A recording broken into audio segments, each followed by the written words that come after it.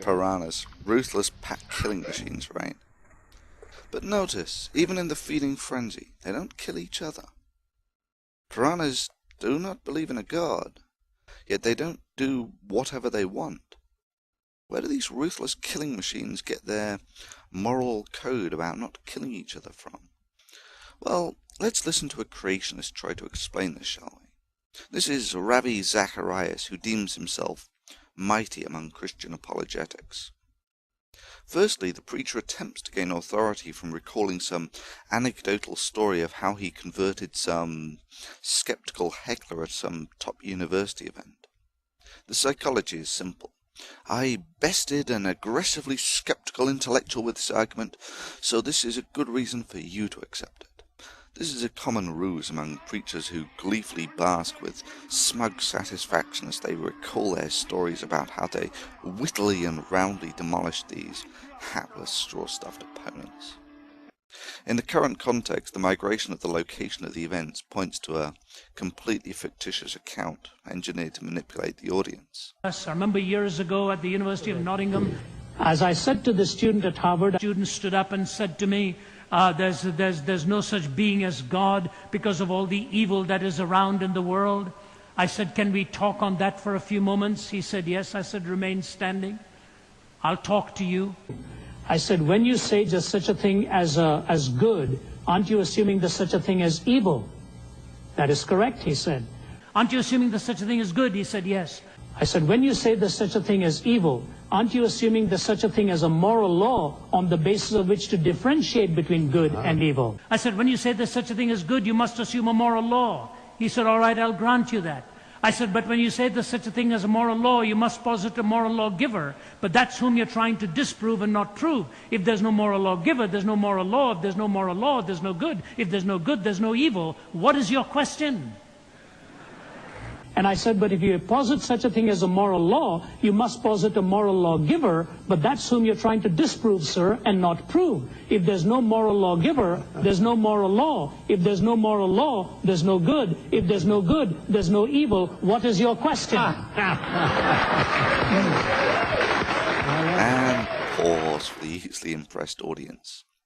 So that's how Zach sells his snake oil. List a series of points which everyone agrees with, put in your bogus claim about God done it, then quickly recite off all the points of agreement to get the applause from the flock. Can anyone say intentionally deceptive? So let's see what else we can prove with Zach's argument. I was talking with an atheist who did not believe that God jacked it, so I said to him, if you assume there is such a thing as dark, are you not assuming that there is such a thing as night? He said, yes. By assuming there is such a thing as night, are you not assuming that there is such a thing as day? He thought about it and eventually said, yes. By assuming there is such a thing as day, are you not assuming there is such a thing as sunrise? He agreed. So I said to him, if you accept that there is such a thing as sunrise, then you must accept that there is a supernatural, all-powerful being lifting the sun into the air on a giant jack. If God is not jacking it, there is no sunrise. If there is no sunrise, there is no light. If there is no light, there is no dark. Oh, what is your question? Yep, that's right. Proposing a supernatural explanation for sunrise is just as credible as proposing one for morality. So what is the naturalistic explanation for the origin of morals? How do piranhas know not to kill each other without a supernatural commandment forbidding it? Morals specifically relate to the behavior of individuals within societies. You don't have to think about the required properties of a stable society long to realize that it's impossible to have a society without certain morals. The most obvious example is, of course, if you go and kill other members of the society will not propagate effectively and there will not be a stable society. This is largely true whether it be wolves, apes, big cats, killer whales, piranhas or people. Trust is largely the same. For instance, wolves will pool caring for their cubs, but don't eat each other just because no one else is looking. So where is the moral lawgiver here, Zach?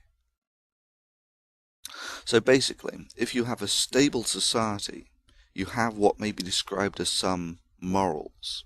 The property is intrinsic, just like four corners is a property of a square. Good is usually used to describe behaviors that benefit society and evil those that are detrimental to it. Usually evil involves putting personal gain over that of the society. So where do morals originate from? Well, depending on the environment, there can be a selective pressure that favors the survival of animals that cooperate. In such cases, only the animals that cooperate will survive. Cooperation is observed in many species and in certain environments yields a significant advantage. So evolution provides an acceptable naturalistic explanation for morality. So do we have any control over our morality? Is our morality mostly in our DNA or in our brains? Well, both. There is something that might be described as the biological leash. Some things you have lots of choice over, others virtually none. For instance, you have practically no control over the facial expressions used to convey emotion. They are hardwired, a point that is evident from the fact that even blind children, who have never seen a smile, smile when they are happy. All humans, all over the world, irrespective of what language they use the same facial expressions to convey emotion. So let's take another example of something that's fairly well biologically hardwired. For instance, the desire to protect babies is sufficiently strong that we feel the desire to protect almost anything with big eyes and a relatively large head-to-body ratio. This is generally true of all maternal mammals. Killing is an ambiguous one for the nastiest monkey on the mountain. In killing for food, humans are more akin to piranhas and have little to no problem in killing other animals for food. For our hunter-gatherer forefathers, eking out an existence on the edge of survival, killing one of your own clan would be really bad in that all societies require strong social bonding, as your own survival may depend on the individuals around you. We have a strong instinct not to kill people we know. However, in modern civilization we are largely divorced from the style of society we are biologically tuned to live in. It is therefore found that with sufficient conditioning that people will kill others with relatively little concern.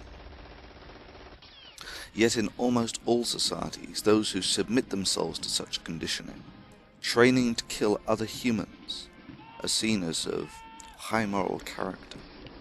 Is this good or evil? Does it benefit mankind or not? Is this moral or immoral? What would you do? These are simple questions that cannot be answered simply. Now there will be those who claim that morals are not relative and so on. These are people who have lived sheltered and pampered lives.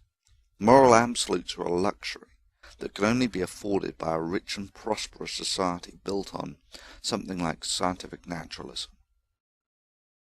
I mean, let's take the usual cause for conflict, resources. Let's put our two families with their absolute morals on an island with only enough food or medical supplies or whatever to sustain one of them. Yeah, absolute morality evaporates quick enough when such individuals are removed from the opulent luxury of a modern society. Indeed, you don't even need a hypothetical situation to highlight the relativism of morals. Take the very real example of total war. Would you carpet bomb cities containing thousands of children to attain victory? Would you nuke an enemy's cities to attain victory? Would you research a weapon in peacetime that could kill hundreds of thousands? This is not a new dilemma. The Romans, who were smart folk, had a saying for this. Inter arma enim silent leges. In times of war, the law goes silent.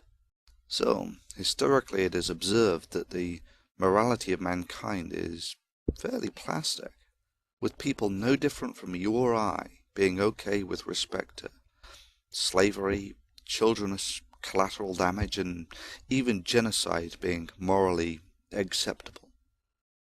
So now that you have some background into why we have the morals we do and how flexible they can be, you'll be probably asking the question, how can I work out if my actions are more or less moral than anyone else's? Well, for the individual, interacting locally, the golden rule of treat others as you would be treated is a simplistic start, although obviously the strategy is completely inept on the macroscopic level, as it's simply a recipe for being conquered. Arguably a more thoughtful argument is to assess your actions, and if you think they will increase the standard of living and the happiness of society.